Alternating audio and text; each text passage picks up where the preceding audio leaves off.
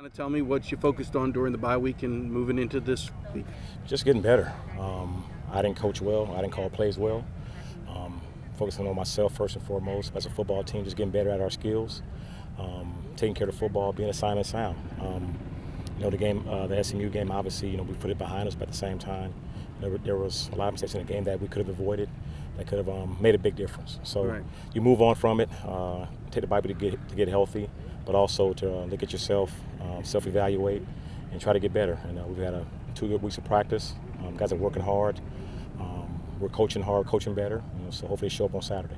Well, so I was watching the replay kind of carefully a few times, and it was kind of like what you always say at popcorn. That it was never the same thing. It was a lineman misses the block he was supposed to have, or Malcolm missed a read, or Garrett should have pitched when he held it instead of pitching. I mean, it's just like little things, but they all add up. How do you just got to get everybody to execute, right? It's execution, and normally we're pretty good at doing that. When teams normally. When you play a team, it's their defensive scheme against your offensive scheme, and you have to also execute them. You got to block them, you got to read and get the ball to the right person, block the perimeter, and get positive yards. And again, we'll do it on some plays, and we won't do it on other few plays. So again, it's again on me to to put in simpler schemes for our kids so we can play fast. That's not complicated for them. That's not causing any kind of confusion. Because again, when we have a clear mind out there on the field and there's no gray area, we can play fast, and that's my job. Well, and I have to give SMU some credit. I mean, they did some things like they had the middle linebacker scrape, and then when you went to adjust to that, all of a sudden he didn't. So, sometimes the defense just they get ahead of you. Oh man, my coach always says there are smart coaches out there, that know what they're doing. They had a good scheme, and again, they just out executed us, and we turned the ball over. And again, I didn't call plays that we could execute, so I got to do better with that and help our kids win football games. That's my job, is to put our guys in a position to be successful. I got to do a better job of that.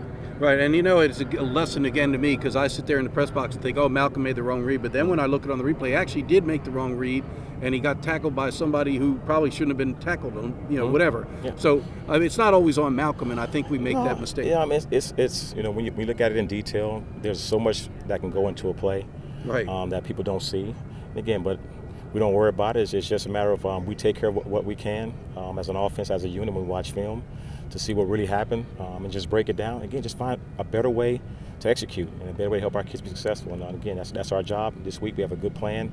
Kids are playing hard, practicing hard, and they're eager to get back out there on Saturday and get a W.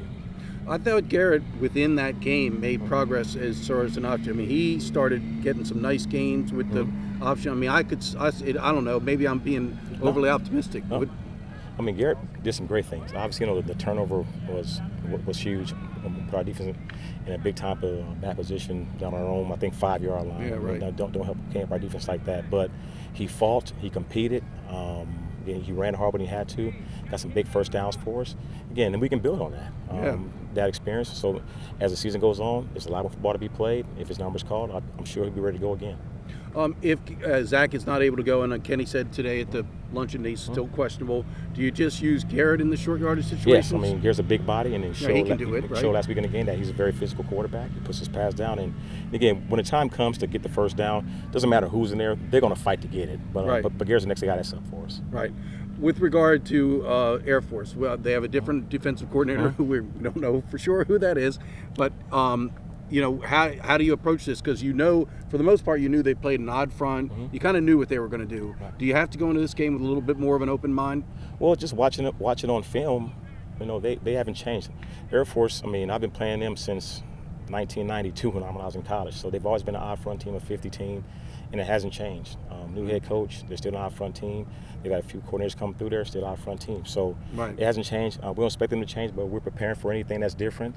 But they are who they are. They're going to play physical. They know what they're doing. They're going to play fast. And again, we got to come out and execute. One, does it appear they're doing anything different than what you just survived? You've been playing Air Force a long time too. Yeah, there's some little wrinkles they put in, and a lot of it is the same. They'll pick and choose for every game. A slightly different plan, but they're a lot the same. Right. I mean, from my memory in recent years, a lot of motion, a lot of different stuff they got going on. Like you always said, eye candy to get you distracted from what is really the basics. Right. Is that still the case? Yeah, a lot of formations, a lot of motions. a lot of different personnel in a lot of different places. So, you just have to be aware of what's going on. And, number one's still number one, number two's still number two. So you just put your eyes where they're supposed to be and go play. So with the three different quarterbacks, and you really don't know who you're going to see, and you may see more than one, how Worthman is a coach kind of described him as somewhat of a fullback, a big, strong guy.